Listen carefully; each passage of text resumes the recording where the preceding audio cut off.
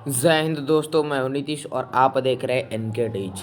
तो आज की इस वीडियो में मैं आप लोगों का हिंदी हिंदी वड़िका का पार्ट 1 जो है, हिंदी वड़िका का जो पार्ट 1 है जी आपका दही वाली मगमा, ठीक है।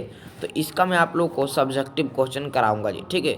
Total most VVA subjective question कराऊंगा, पूरा याद कर लीजिएगा जी, ठीक है। दही वाली मगमा का निचोड़ सब्जेक्टिव प्रश्न कराऊंगा, ठीक है। देखिएगा, रंपा कौन था और वह मगमा से क्या चाहता था, जो तो उसका उत्तर लिखना है जी कि रंपा गांव का लंपट और जुआड़ू था, ठीक है, जुआड़ी था।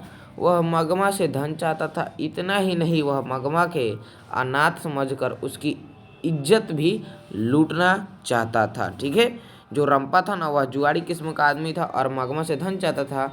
और इतना ही नहीं, बल्कि मगमा से वो जानते थे, अनाथ समझकर उसकी इज्जत भी लूटना चाहता था, ठीक है। चलिए पूरा याद करते चलिएगा, एकदम मोस्ट VVA सब्जेक्टिव क्वेश्चन करा रहा हूँ, ठीक है। दही वाले मगमा का निचोड़ एकदम सब्जेक्टिव है जी, ठीक है। चलिए, कथाकार ने सास और बहू की उपमा किस किस किस किस से दी।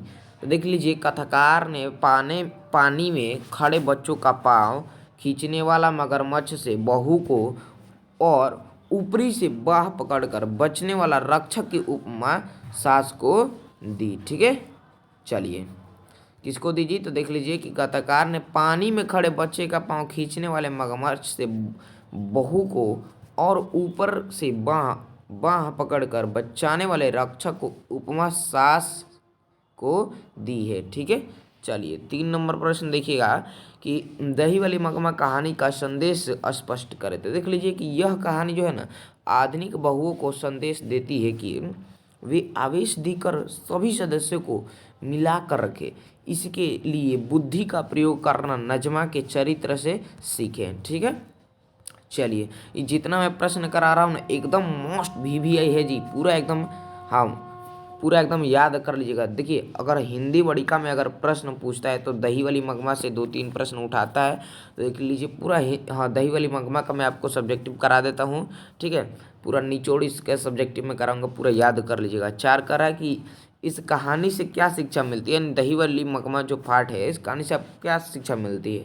तो इस कहानी से शिक्षा मिलती है कि मनुष्य को बुढ़ापे में अधिकार के पचड़े में न पड़कर योग्य उत्तराधारी उत्तराधिकारी को स्व अधिकार सौंप देना चाहिए, जिससे न समाज में उपहास हो और न मूर्खों की दाल ही गले, ठीक है।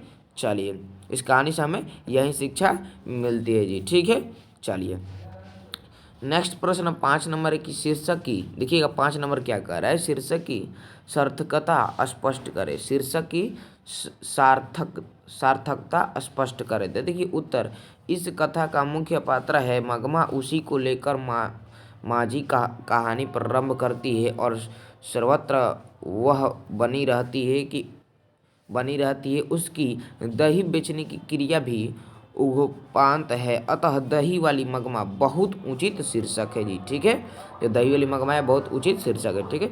चलिए चलिए, अब नेक्स्ट प्रश्न है जी 6, देख लीजिए क्या कह रहा है कि बहू ने सास को पाने के लिए कौन सा तरीका अपनाया।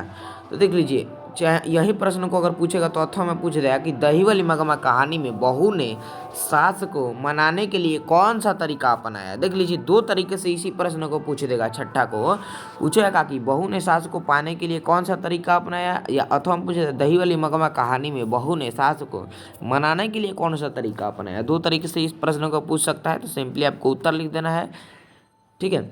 देखिए, बहु बुद्धिमती थी। उसने सोच समझकर बच्चों को दादी के पास भेज दिया। बच्चा जब दादी के साथ बाजार जाने को मचल रहा था तो बेटी बहू ने उसे समझाया। अपनी गलती भी उन्होंने स्वीकार की। पोता ही समझौता का जरिया बन गया, जो बहू की योजना थी, ठीक है। चलिए चलिए ठीक है। चलिए 7 नंबर प्रश्न आप लोग देखिए क्या कर रहा है। 7 नंबर कहना चाहते हैं दही वाली मगमा कहानी का, हाँ, कथावाचक कौन है, उसका परिचय दीजिए आप। तो दही वाली मगमा कहानी का कथावाचक कौन है, परिचय दे देना है जी, ठीक है। तो देख लीजिए, इस कहानी का कथावाचक बेंगलुरु की रहने वाली एक संभ्रांत महिला थी, जिसे मगमा माँ जी कहती थी। वह अंधविश्वासी से दूर और समझदार थी तथा सांसारिक परिस्थितियों को भली भांति समझती थी। ठीक है, देख लीजिए कह रहा है प्रश्न, दही वाली मगमा कहानी का हाँ कथावाचक कौन है जी? तो वह थी जी मगमा हाँ बेंगलुरु की रहने वाली थी। ठीक है, और बेंगलुरु की रहने वाली थी। ठीक है, और रहने वाली थी एक संभ्रांत महिला थी जिसे हाँ मगमा माझी कहती थी। ठीक है, चलिए समझ चुके होंगे। चलिए समझ गए होंगे। चलिए अब 8 नंबर प्रश्न देख लीजिए जी, क्या कह रहा है 8 नंबर। देखिए कह रहा है मगमा का अपनी बहू के साथ, कह रहा है प्रश्न समझिएगा कि मगमा की अपने बहू के साथ हाँ किस बात को लेकर विवाद था। जो मगमा थी, मान लीजिए ये मगमा है। ठीक है, तो कह रहा है प्रश्न, मगमा का अपनी बहू के, ये उसकी बहू है, तो अपनी बहू के साथ किस बात को लेकर विवाद था, किस बात को लेकर विवाद था बताना है आपको। ठीक है, तो चलिए देखिए इसका उत्तर होगा जी कि मगमा का अपनी बहू के साथ अधिकार को लेकर विवाद था। अधिकार क्या लेकर विवाद था जी? तो अधिकार, मगमा अपने बेटे पोते और बहू पर भी अपना अधिकार बनाए रखना चाहती थी, जिसे उसकी बहू मानने के तैयार नहीं थी और यही विवाद का कारण था। ठीक है, समझ गए। चलिए 8 हो गया। चलिए अब 9 नंबर प्रश्न आप लोग देख लीजिए, कह रहा है मगमा का चरित्र चित्रण कीजिए। तो चलिए कर देते हैं जी। मगमा गांव की सीधी सादी नारियों का प्रतिनिधित्व करती है। आज गांव शहर सभी जगह मगमा का प्रतिभूति मिलती है। वह अपमान और कष्ट सहकर भी प्रतिष्ठा से रहना चाहती है। वह वह बेटे बहू और पोते पर अपना हाँ स्वतः सर्वदा बनाए रखना चाहती है। इस प्रकार वह एक भारतीय नारी है जो सम्मान के साथ जीना चाहती है। तो समझ गए आप कि मगमा का चरित्र चित्रण क्या है। ठीक है, चरित्र चित्रण कहने का कहेगा तो आप सिंपली इसको लिख दीजिएगा। ठीक है, चलिए अब नेक्स्ट प्रश्न यहाँ पे आप लोग हाँ देख सकते हैं 10 नंबर क्या कह रहा है। कह रहा है मगमा और नजमा में कौन अधिक बुद्धिमान है। तो देखिए दोनों नारियों अधिकार के लिए झगड़ती है, किंतु नजमा अपनी हाँ नाटकीय योजना से उसे परास्त कर यहाँ तक कि दही बेचने वाला आय का साधन भी उसके हाथ से खुशी खुशी ले लेती है। अतः यह व्यवहार से न कथाकार ने नजमा को मगमा से अधिक बुद्धिमती बना दिया है। ठीक है, तो समझ गए नजमा और हाँ मगमा और नजमा कौन अधिक बुद्धिमान है, समझ में आ गया। चलिए अब बढ़ते हैं जी 11 नंबर यानी नेक्स्ट प्रश्न की ओर। और देखिए क्या कहना चाहता है। कह रहा है ना कि दही वाली मगमा कहानी का सारांश प्रस्तुत कीजिए।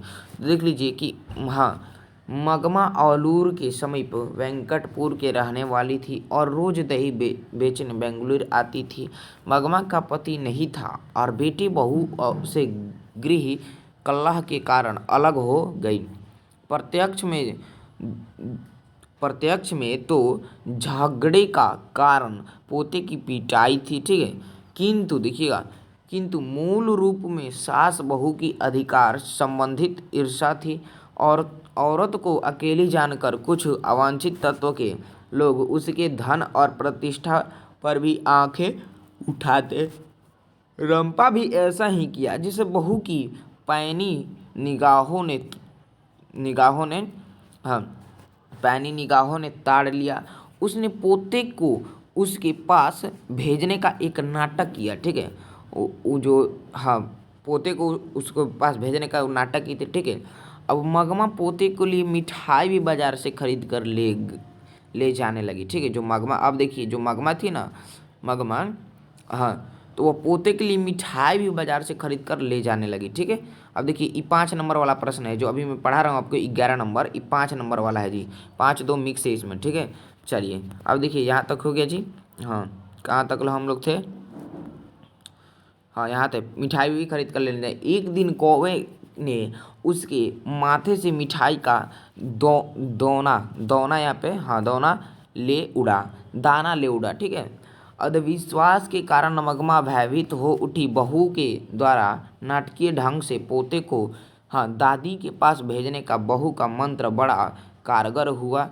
ठीक है, बड़ा कारगर हुआ मंत्र। ठीक है, दूरी बढ़ने से भी प्रेम बढ़ता है, ये आपको पता है। दूरी बढ़ने से प्रेम बढ़ता है, मानसिक तनाव घटता है, मानसिक तनाव घटता है, हुआ भी ऐसा ही। मगमा को भी बहू में सौहार्द, बेटे और पोते में स्नेह नजर आने लगी। बड़े बूढ़ों ने भी समझाया कि बहू ने मगमा का काम अपने हाँ अपने जिम्मे ले लिया। बहू ने बड़ी कुशलता से पुनः परिवार में शांति स्थापित कर लिया और पूर्वतः रहने लगी। ठीक है, तो सबको अच्छी तरीके से समझ में आ गया होगा। देखिए कहानी टाइप का ये देखिए, अगर ये पूछ दिया कि दही वाली मगमा कहानी का सारांश प्रस्तुत कीजिए, तो इतना लिखिएगा जो अभी मैंने बका, इतना सारा लिखिएगा तब जाके 5 मार्क्स मिलेगा जी। ठीक है, तो यह था जी आपका दही वाली मगमा यानी हिंदी वर्णिका का आपका पूरा सब्जेक्टिव क्वेश्चन। तो आशा करता हूँ आपको पूरा अच्छी तरीके से समझ में आया होगा और मैं समझाने की कोशिश किया होगा। तो चलिए, सब कोई जो वीडियो को लाइक नहीं किए सारे लोग वीडियो को लाइक कर दीजिए। ठीक है, और जितना हो सके अपने दोस्तों में भी इस वीडियो को शेयर कीजिए। हाँ, और एक वीडियो पर जाकर आप लोग प्यारा से ज़रूर कमेंट कीजिएगा। तो एकदम हम दही वाली मगमा से का निचोड़ सब्जेक्टिव क्वेश्चन था जी 11। ठीक है, जो आपके एग्जाम के लिए बेहद ही ज़्यादा इंपॉर्टेंट है। तो आशा करता हूँ कि आप लोग को याद भी हो गया होगा। ठीक है, तो चलिए मिलते हैं नेक्स्ट किसी वीडियो में। ठीक है, तब तक के लिए जय हिंद, जय भारत।